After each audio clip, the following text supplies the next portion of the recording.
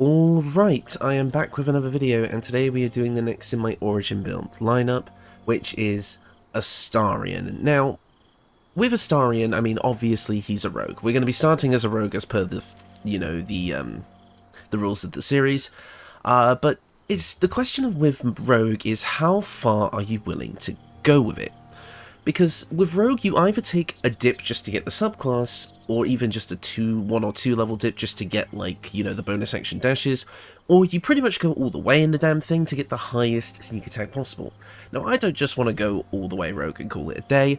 I wanted to find a nice balance between Rogue and another multi-class, subclass combo that felt good for Astarion. And with Astarion, obviously I wanted to capture the stealthy aspect of his character, the vampire stuff, the stalking in the night and then sneaking up on people and doing a ton of damage with a sneak attack, but at the same time also being able to get the jump on them as well.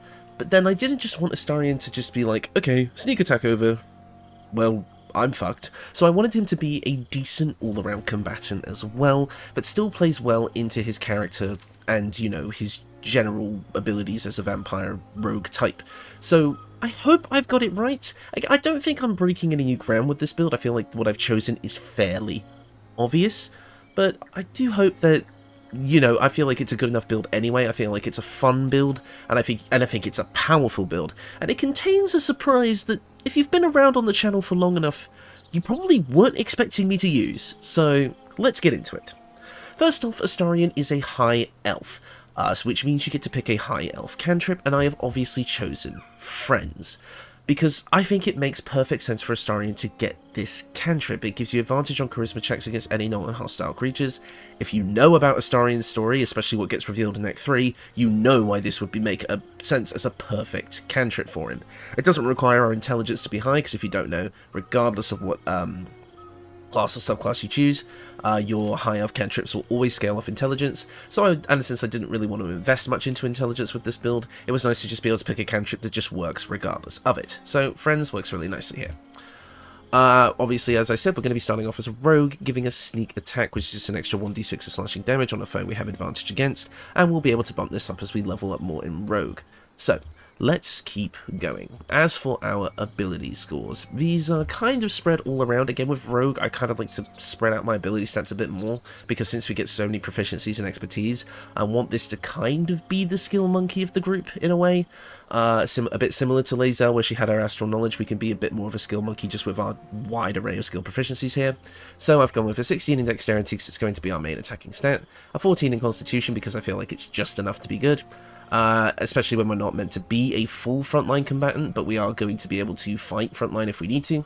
Intelligence at 10, just so it's not in the negatives. Wisdom at 16, because it's going to be an important stat for this build. And Charisma at 10, because as much as I would like to have it higher, and you probably could bump Wisdom down a bit to make Charisma higher, depending on your preference, we're still going to be able to get proficiencies and expertise to keep our charisma checks high, so you're definitely not going to feel out of character with a charisma stat just at the baseline, so you'll be fine. Let's have a look at our skill proficiencies. Now, we're going to be taking the obvious ones here. Astarion comes with the Charlatan background, meaning we get Sleight of Hand and Deception for free. And because he is a high elf, we also get Perception for free as well, which is awesome. Which means we're going to be able to take Expertise and Proficiency in Sleight of Hand and Stealth. I've also gone for Insight, because I feel like that makes sense. Him having the ability to read people in order to do what he does makes a lot of sense, at least in my opinion. And then I've gone, since we already get Deception, I've gone for Intimidation and Persuasion as our 2 Charisma stats. I've left Performance behind. I don't think we need it, because we're not taking Bard levels or Musical Instrument Proficiency or anything like that. But I feel like we have enough skills to be a well-rounded, stealthy dialogue type character, for sure. Now, next up at level 2, I'm going to take our multi-class dip. Well, not dip, but multi-class straight away here. Just because I think it's going to contain a lot of abilities that we're going to want to get early on.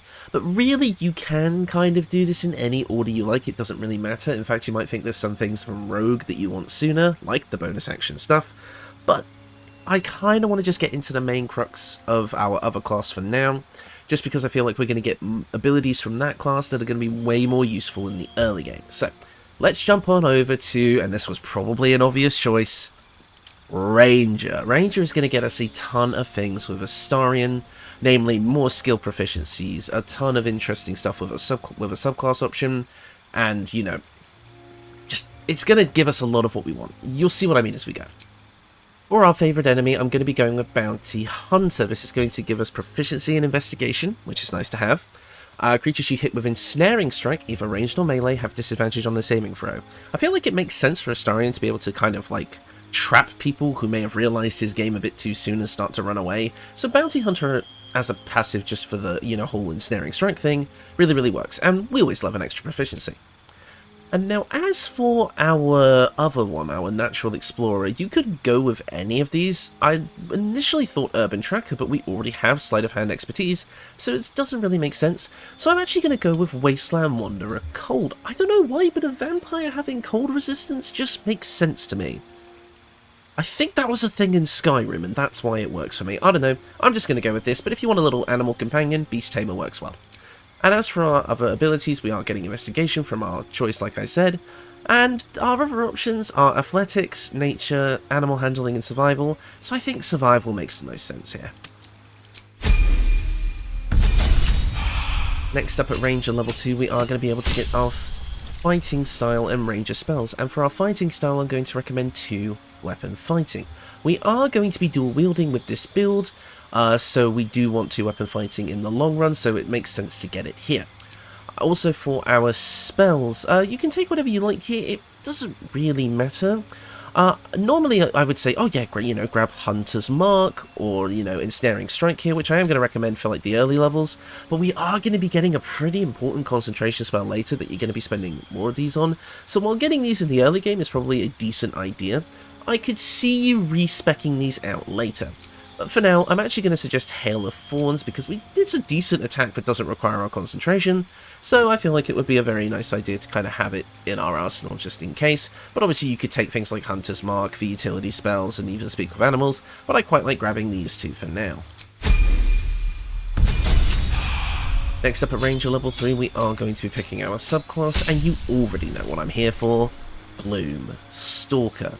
Gloom Stalker is going to give us a ton of things. We're going to be getting Dread Ambusher Hide, allowing us to hide as a bonus action, so we still get that even though we didn't take those rogue levels right away. We also get Umbral Shroud, allowing us to turn invisible if we're obscured. This makes perfect sense for Astarion, like 100%. And it's not showing here, which is a bit awkward. I don't know why. The UI seems to be having a bit of trouble. But we are also going to get Dread... here it is. Dread Ambusher. You specialise in taking out foes swiftly and ruthlessly. You get a +3 bonus to your initiative, and on the first turn of combat, your movement speed increases by 3 meters, and you can make an attack that deals an additional 1d8 damage. Now, this attack is considered like a bonus attack, like it doesn't use your action or your bonus action, so on the first turn of combat, you actually, even at this lower level, you would technically get 3 attacks, because if you manage to dual wield at this level as well, that would be an attack with your action, a bonus action attack, and this extra Dread Ambusher attack. So already you're going to be dealing a ton of damage on that opening round, which is super, super good. We're also going to be able to grab another spell at this level, and it's a take whatever you like situation.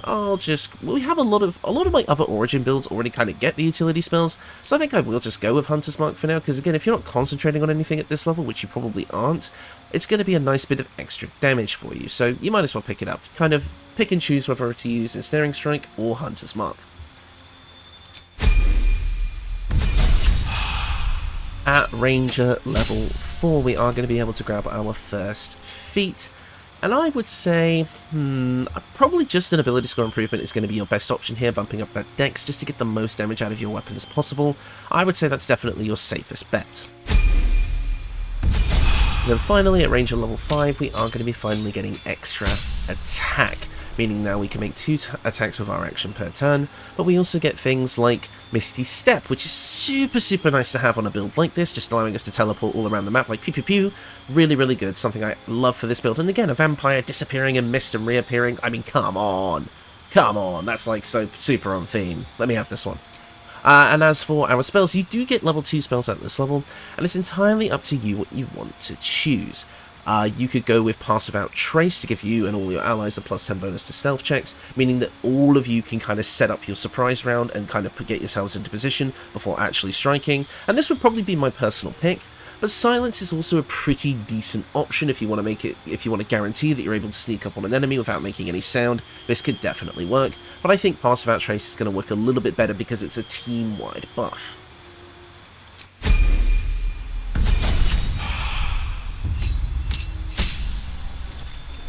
And now that we have reached level 5 of Ranger, I'm actually done with it. Well, yes, you could go to level 6 for, like, you know, an extra favourite enemy and Natural Explorer.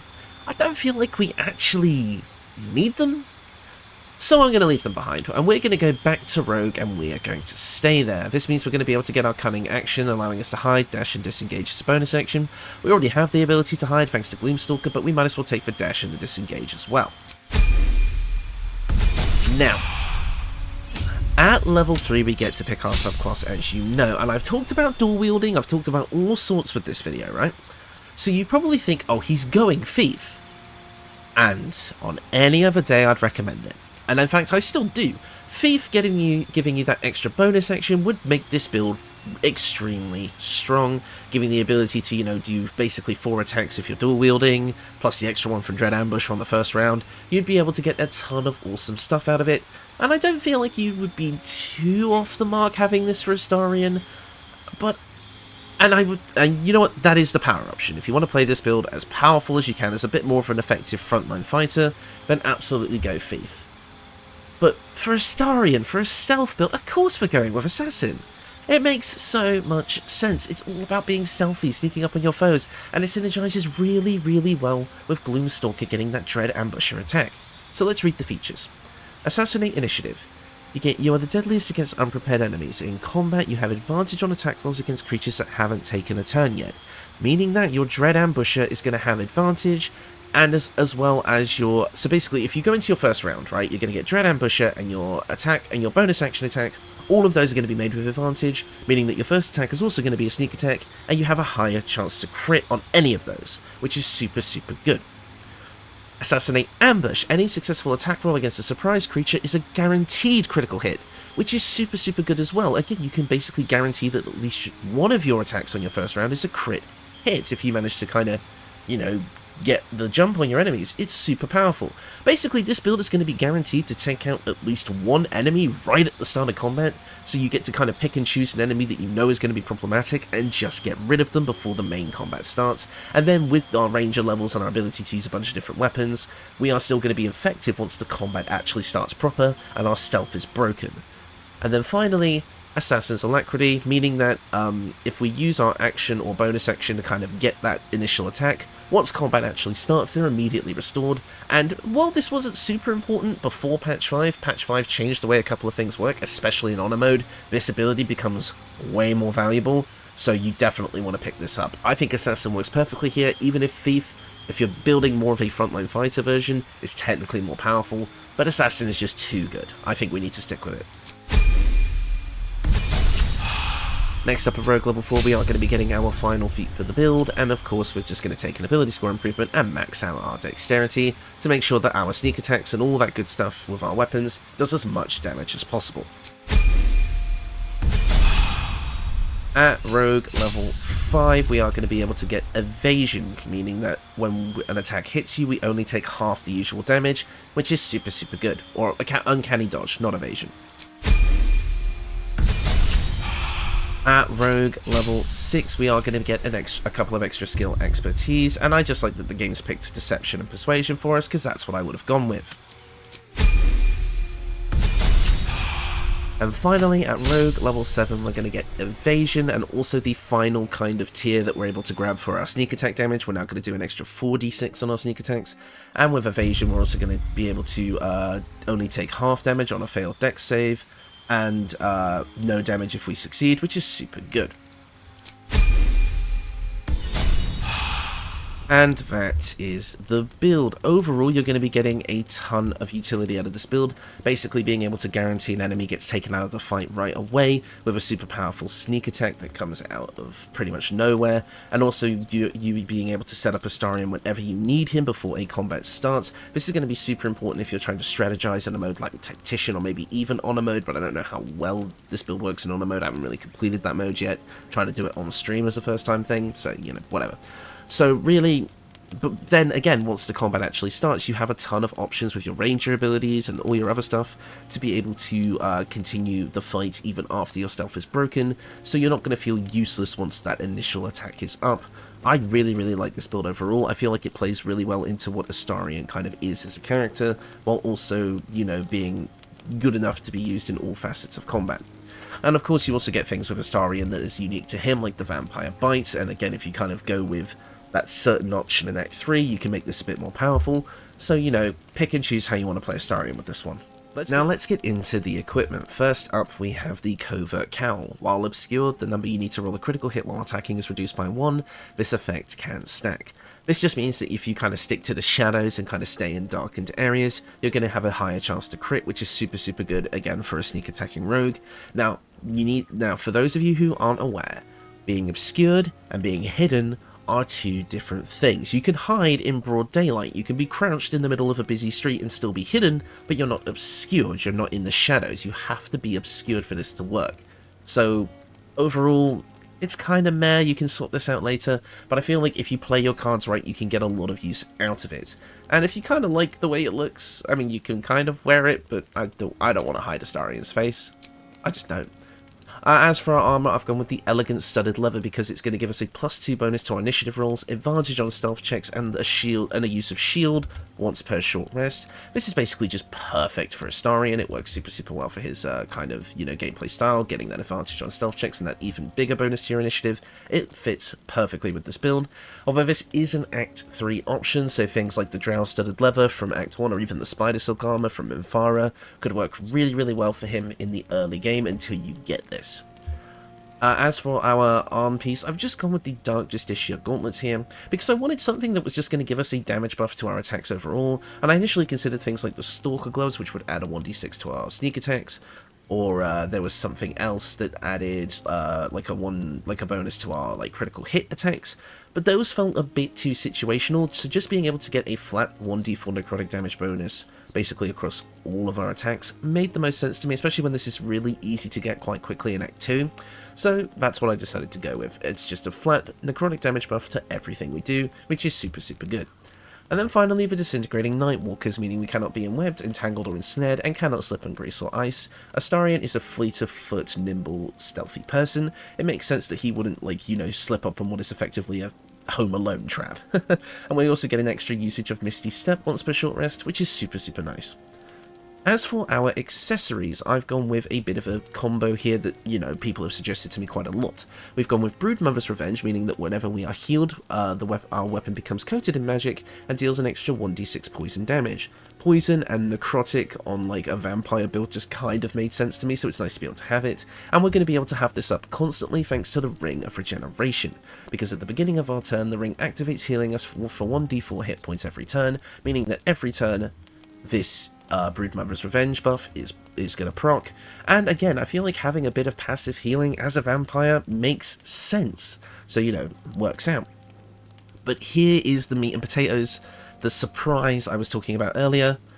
We've got the Shadow Blade Ring. Now, if you've been around on the channel long enough, you will know that my original opinion of Shadow Blade was a very negative one. I didn't like the fact that you couldn't upcast it, I didn't like the fact that it couldn't, that it used up your concentration. I thought it was a bit rubbish. I have since done a complete 180 on this opinion. Character development, I know, this is the arc that we like to see on a channel like this, somebody actually realizing they were wrong. I was wrong about Shadowblade. I will say that straight up, and I'm going to do a dedicated Shadowblade build in the future where I fix my mistake. I have to play through a decent chunk of the game to be able to make it work the way I want to, but I'm halfway there, so expect that video sometime in the future once the Christmas holidays are over. But of course, with the Shadowblade Ring, we are going to get the Shadowblade spell, allowing us to conjure a shadowy sword in our hand that deals 2 to 16 psychic damage. It takes up our concentration, we can cast it once per short rest, and it lasts until our long rest, so it works well as a main weapon, so I'm going to cast it now. As you can see, we have it in our main hand here, and it is going to get that necrotic damage buff. And we have advantage on attack rolls against lightly or heavily obscured targets while using this blade, so if we're sticking to the shadows, we're guaranteed to have advantage on our attacks. It is super good. I mean, you can see here that it does a ton of damage, and it will work with our sneak attacks. If we look here, boom, look at all that damage. Now, I will address the elephant in the room with this one. There is an item in Act 2, which is what I'm trying to get for my future build, called the Resonance Stone. I'll have an infographic on the screen now. And basically what this would do is it would double all the damage that Shadow Blade does, as long as you have it on your person. But in order for that effect to keep up, you kind of have to put it in your camp chest and then take it out and put it back and take it out again every long rest. It's a bit awkward. I'll go over it in more detail in my dedicated Shadow Blade video, but just so you know, you can pick that up in Act 2. If you want to, you know, make this as powerful as it could possibly be. But even without that, Shadow Blade is actually still really powerful. This is that concentration spell as I was talking about earlier, so fortunately you won't be able to use things like Ensnaring Strike or Pass Without Trace or Hunter's Mark if you're focusing on Shadow Blade, but since we only get access to it once per short rest and only as long as we keep our concentration up, you don't need to have it up all the time. It's not 100% a necessity. I would just save it for the big fights where you need it, and use our other weapon, the Knife of the Undermountain King. This reduces the number you need to roll a critical hit while attacking by 1. This effect can stack with things like the Covert Cowl, so you now, as long as you're obscured, you're hitting critical hits on an 18. When you roll a 2 damage or less, re-roll the die, taking the highest result. Basically, meaning your attacks are going to always deal high damage. And this also has the Shadow Blade effect, giving you advantage on attack rolls against slightly or heavily obscured enemies, and it is a +2 weapon. This can be obtained super early on, in fact before even Act 2, and is a super powerful weapon that works really well even in the offhand, so you definitely want to have this. It combos really, really nicely with Shadow Blade here. And then finally, for our ranged weapons, I've just gone with a dual crossbow combo since we can actually use it, meaning we now have the Hellfire hand crossbow and the Near Misser. Basically, because we have 2 weapon fighting and proficiency with these weapons, there's no reason not to have a powerful ranged option for this build. Again, if you went Thief Rogue, this would be even stronger, but since we're Assassin, we don't get that extra bonus action attack, but we're still getting, like, either basically 2 ranged or melee attacks per turn. No, 3 even, because we have extra attack. So you're not exactly going to be hard up for attacks. In fact, you'll see in the combat footage that this build handles itself quite nicely. I don't think there's anything else to go over here. I think I covered everything as far as all the stuff goes. So yeah, that is the build. Overall, you're going to get a ton out of this build. Again, you're going to get that initial setup round where you get to deal a ton of damage on the first attack, basically guaranteeing an enemy is taken out or at least weakened or has a ton of damage dealt to it. Probably good for single enemy boss fights especially. But then also you get to be a powerful frontline combatant using things like Shadow Blade and Knife and the Undermountain King to deal massive psychic damage crits. And again, if you get things like the Resonance Stone, that's going to get even more powerful, but it's not required. You can kind of just coast along with the damage as you have it. But yeah, I mean, it was nice to kind of, you know, do something a bit more straightforward. Just a simple stealth build that has a bunch of martial and regular combat capability as well. I think this whole thing mixes really nicely. Usually in my personal build for Astarion, I actually would mix Shadow Monk and Gloom Stalker Ranger, which I think has a pretty nice effect as well. But overall, I felt like, again, keeping in theme with the roguish aspect, I didn't want to go that route with this one. I originally conceived a build that was a Assassin Rogue, or no, a Thief Rogue, a Shadow Monk, and a Gloomstalker Ranger all in one, but I thought that was a bit too much and probably just kind of his, like, jack of all trades, master of none type deal, so I decided to leave that one behind in favour of something that I felt worked better in the end.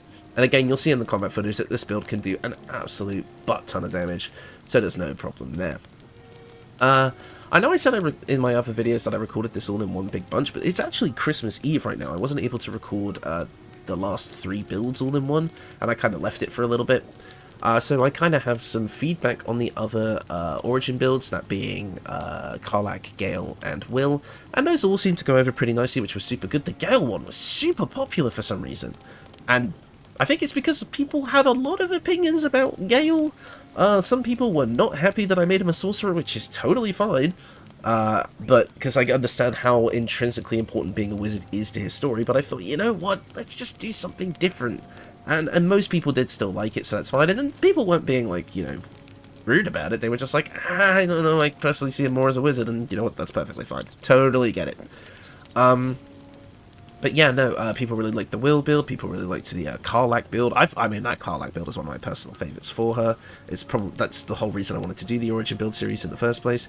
And I think I'm pretty happy with all of the builds. The only one that hasn't come out yet is the Lae'zel build, which is going to come out on the Monday, which is actually Christmas Day. And also later today, my Lethal Company video is coming out, which I'm really, really nervous about. I hope that one does okay. Well, this will come out on the Wednesday, so I guess I'll know by then. Yeah, so I'm going to leave it here. As you can tell, my voice is starting to go a bit again because I'm still ill. I haven't been able to kick this winter bug yet, but I'm getting there. So I will leave you all with the combat footage now, and I will see you all next time.